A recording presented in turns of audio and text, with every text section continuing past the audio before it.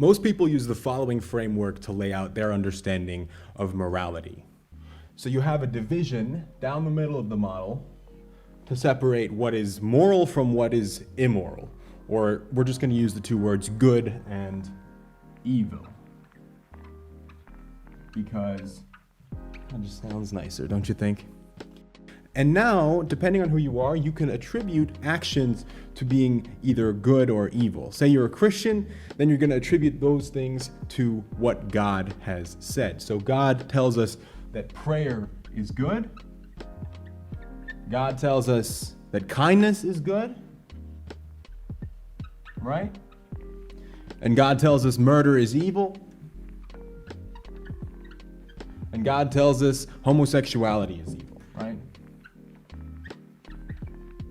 This model here is extremely rigid. It doesn't actually allow for a lot of interpretation or flexibility when it comes to context or anything like that. Every single action is fundamentally either completely good or completely bad. No one action stands above or below another.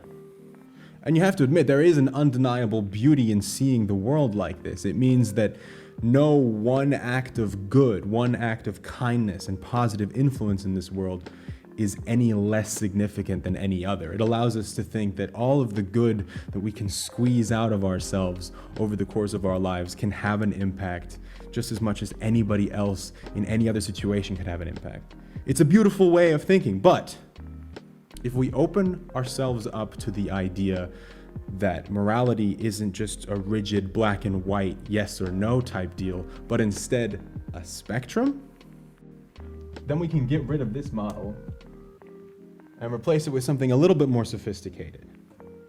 So we're still going to differentiate between what is good and what is evil, but the difference this time is we're going to put it all on a spectrum.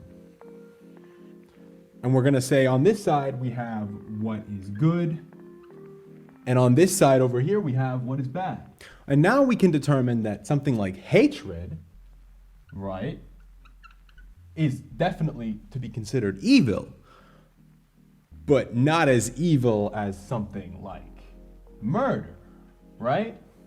We can clearly say that murder is considerably more immoral or less moral than hatred. And similarly, we can do the same thing on the good side of things, right? Kindness is good, but is it quite as good as sacrifice? Right? If you're sacrificing something for somebody else or for something, then clearly that is more good than a simple act of kindness. This is our other way of looking at this division between good and evil. But again, there are just so many problems with this model as well. The first thing you'll notice is that not all kindness is good and not all hatred is evil. There is absolutely no sense of context here. And another massive flaw with both of these models is that if you give this marker to every single person on Earth, you're going to have 8 billion different results as to how this model looks. What about all those things that are neither good nor evil?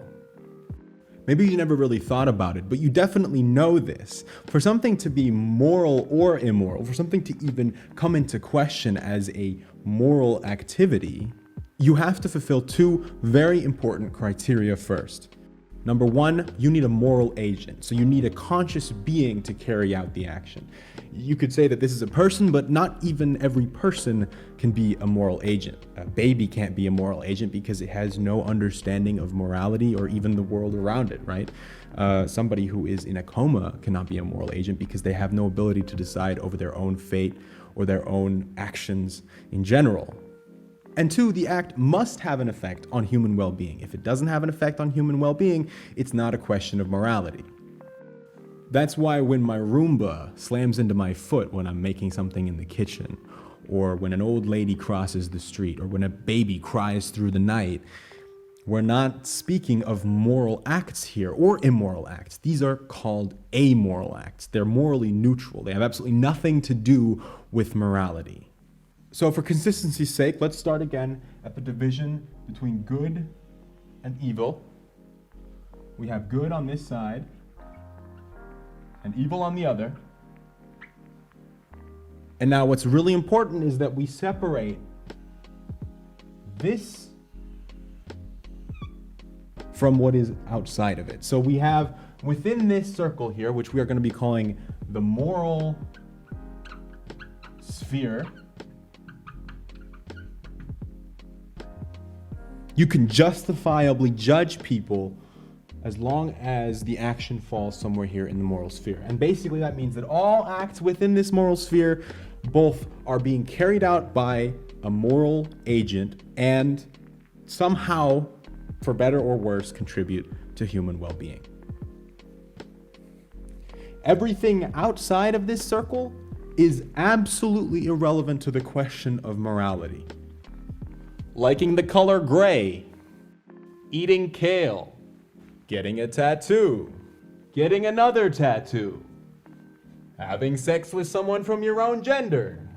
But don't worry, this doesn't mean that everything is completely morally ambiguous. In fact, everything that falls within the moral sphere, everything that pertains to human well-being and is being carried out by a moral agent absolutely is important to find out whether it is good or evil. We need to decide what is good and evil in our society and our cultures. Otherwise, we're not going to be able to make laws that actually help people based on the ways that we think are morally right.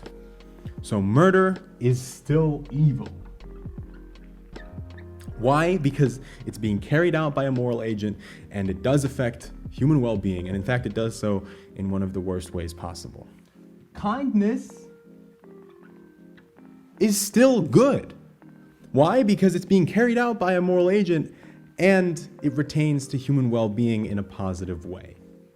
And now we see things that were previously seen to be immoral, like homosexuality, are actually just completely and absolutely amoral. In fact, the more we expand our understanding of morality, the less important this particular dichotomy here becomes. Good and evil is no longer the only way to look at things that happen around us, that we're doing in life. You can still make decisions without worrying about whether or not they hold some moral weight. Some of these acts are the truest acts of freedom that we can embrace today, and to go out and cast those as evil is ignorant. It just is ignorant. I don't even necessarily believe in an objective morality. For all I know, morality is and will always be subjective. What I do know is that the only people who can justify pulling amoral acts into the moral sphere and judging people for them are the type of people who don't see the world this way. They instead live in a world where everything is either good or evil. Well, I'm sorry, that's just not the way it works. It's not that black and white. Morality is much more complicated than that. But in the end, what we do is either good and potentially deserves praise, bad and potentially deserves to be condemned, or none of your fucking business and deserves no judgment at all.